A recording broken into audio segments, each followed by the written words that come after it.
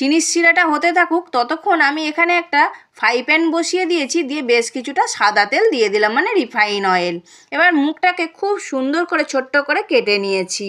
এখানে আমার চিনির শিরাটা হয়ে গেছে, গ্যাসটা অফ করে দিয়েছি। আর 1 চামচের মতো আমি ভিনিগার দিয়ে দিলাম, আর 2 ফোঁটার মতো ফুড কালার দিয়ে দিলাম, যাতে কালারটা খুব সুন্দর হয়। আর আমি ভিনিগারটা দিলাম, তোমাদের বাড়িতে যদি লেবুর থাকে লেবুর রসও দিয়ে দিতে পারো, তাতে চিনির শিরাটা কিন্তু জমে যাবে না, পাতলা পাতলা থাকবে।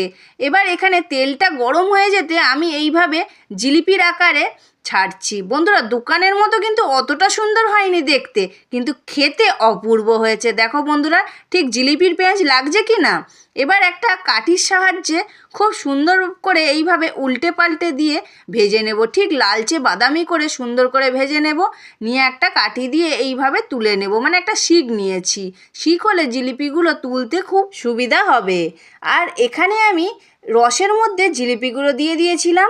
এবার একটুখানি রসের মধ্যে চুবিয়ে রেখে জিলিপিগুলো খুব সুন্দরভাবে রস ঝরিয়ে তুলে নিয়েছি। দেখো বন্ধুরা, কতটা সুন্দর হয়েছে দেখতে। ব্যাস, আমার তৈরি হয়ে গেল খুব সহজ পদ্ধতিতে দোল স্পেশাল জিলিপি।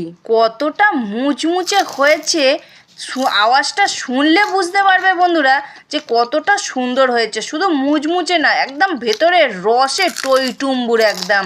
আর খেলে যা অপূর্ব লাগবে না, মন পুরো জুড়িয়ে যাবে। আর যারা মিষ্টি প্রেমিক তো তাদের কাছে কোনো কথাই হবে না। দেখতে পাচ্ছ কতটা রস টোপে টোপে পড়ছে, একদম ঝরে ঝরে পড়ছে। তাহলে আর দেরি কেন, চট জলদি বানিয়ে ফেলো ঘরোয়া পদ্ধতিতে মুচমুচে জিলিপি। রাত পোহালেই দোলযাত্রা, তাই স্বাদের খোঁজে উইথ বান্টির পরিবারের সকলকে জানাই শুভ দোলযাত্রা।